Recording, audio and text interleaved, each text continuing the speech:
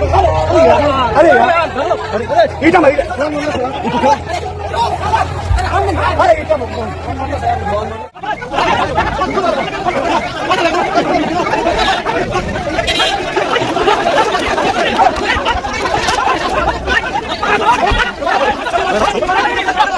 गाजीपुर में सपाइयों को किसने पीटा, चले ईंट पत्थर, सिर फूटा और फिर मामला काफी गंभीर हो गया।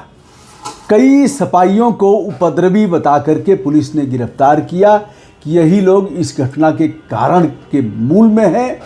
इन लोगों ने अराजकता फैलाई, पुलिस उन्हें अराजक कह रही है। सपाइयों का यह कहना है कि हम तो पीड़िता के घर गए थे, मिलना चाहते थे, राष्ट्रीय अध्यक्ष अखिलेश यादव जी ने जो भेजा था सहयोग राशि उसे हम देना चाह रहे थे, किंतु पुलिस ने जाने ही नहीं दिया। पुलिस के उकसावे पर गांव की महिलाओं ने तख्ती लगा करके प्रदर्शन किया कि गांव में घुसो मत, सपाइयों वापस जाओ, गांव का माहौल खराब मत करो। और फिर हम लोग वहीं बैठ गए। आप खुद सुन रहे हैं कि क्या बोल रहे हैं विधायक जी। विधायक हैं जय किशन साहू, आप इनसे ही सुनिए। पूरी घटना के मामले में यदि आप जानना चाहेंगे, जान भी गए होंगे। एक नाबालिग लड़की है सियाराम विश्वकर्मा की, उससे प्रेम प्रसंग चल रहा था गांव के ही एक लड़के से। यह अभियुक्त हरिओम पांडे है और अभिषेक पांडे, दो लोगों को पुलिस ने जेल भेज दिया है। 15/16 अप्रैल की रात लड़की गायब होती है और बाद में उसका पार्थिव शरीर मिलता है। यानी मामला है गाजीपुर के करंडा थाना क्षेत्र के धर्मपुर कटरिया का पुल है, गंगा नदी का पुल, उस पार जमानिया, इस पार करंडा, और वहीं उसका पार्थिव शरीर पानी में है। बवाल मचता है कि इसके साथ रेप की घटना की गई है और फिर लाश को फेंक दिया गया, मारा पीटा भी गया है। पुलिस को सूचना मिलती है, लाश को निकलवा करके अंत परीक्षण कराया जाता है, पोस्टमार्टम, और पोस्टमार्टम में यह बताया जाता है कि पोस्टमार्टम में रेप की कोई पुष्टि नहीं होती है। लड़की के पिता का भी बयान आप सुन चुके हैं, बार बार बताने की आवश्यकता नहीं है। लेकिन अगर इन दोनों ने ऐसा किया है और इनके वजह से हम ही को जांच दिया जाए, 48 घंटे में हम जांच करके फाइनल कर देंगे। बस हमारे कहने पर वह सारे कॉल डिटेल्स निकालें, हमारे कहने पर सर्विलांस पर दोनों के मोबाइल लगाएं। यह भी पिता द्वारा कहा जा रहा है कि 30,000 रुपये की मोबाइल उसने दिया था हमारी बेटी को, और दोनों गरीब परिवार के हैं। दोनों ही परिवारों ने अपने बच्चों पर अंकुश नहीं लगाया, जिससे कि यह घटना, इतनी बड़ी घटना हुई। अब विश्वकर्मा जी गरीब हैं, मेहनत मजदूरी करके अपनी जीविका चलाते हैं। नाबालिग लड़की पर चढ़ गया। जो समाज है, वर्तमान में परिवेश है, परिवेश के लिए हम भी जिम्मेदार हैं, आप भी जिम्मेदार हैं, सरकार भी जिम्मेदार है। गंदी गंदी फिल्में आएंगी, फूहड़ फूहड़ गीत आएंगे, इनका सेंसर बोर्ड मर गया है, कोई असर नहीं है।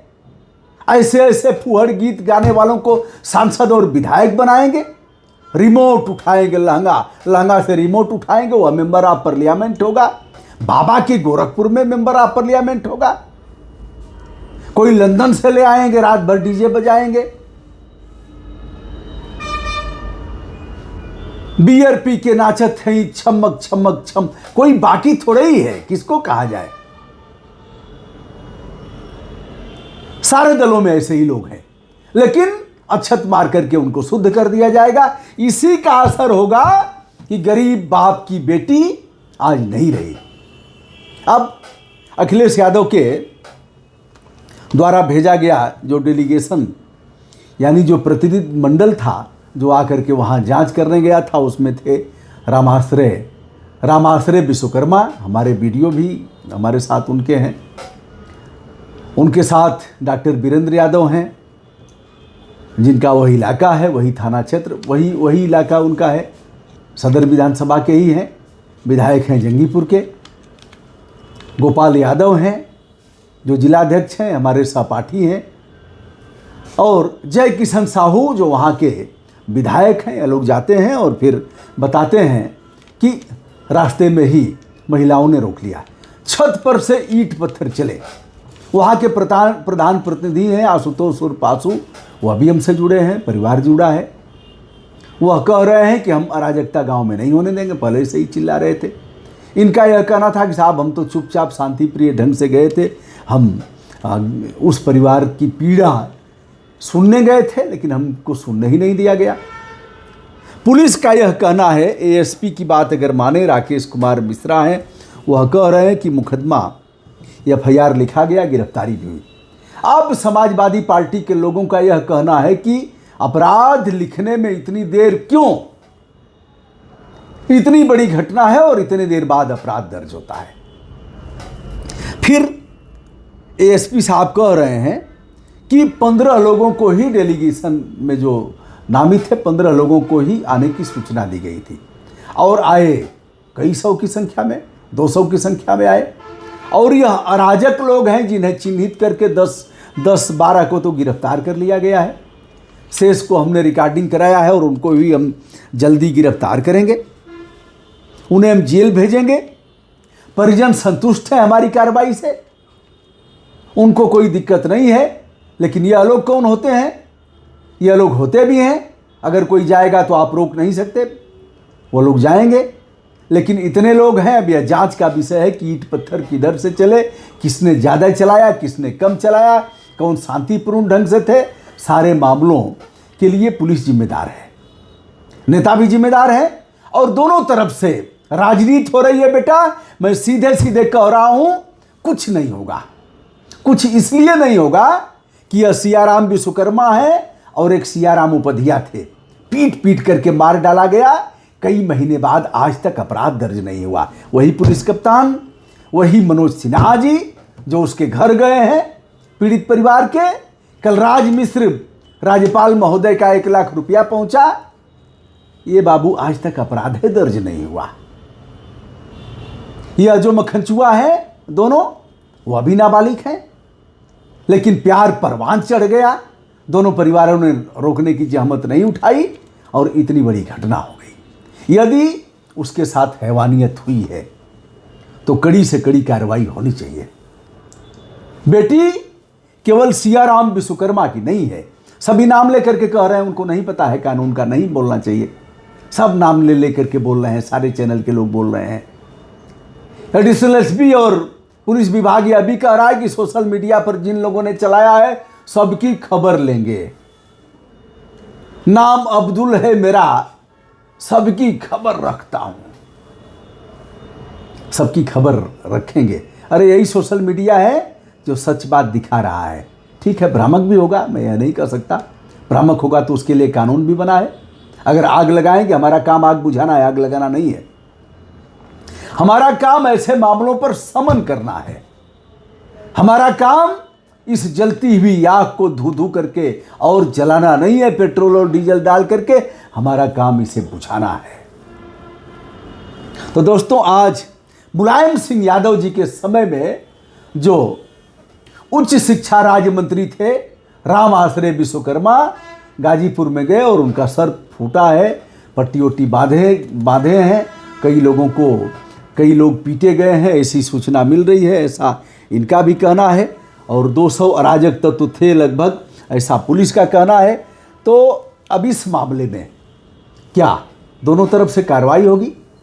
क्या राजनीति का अखाड़ा उत्तर प्रदेश का गाजीपुर जनपद करंडा थाना,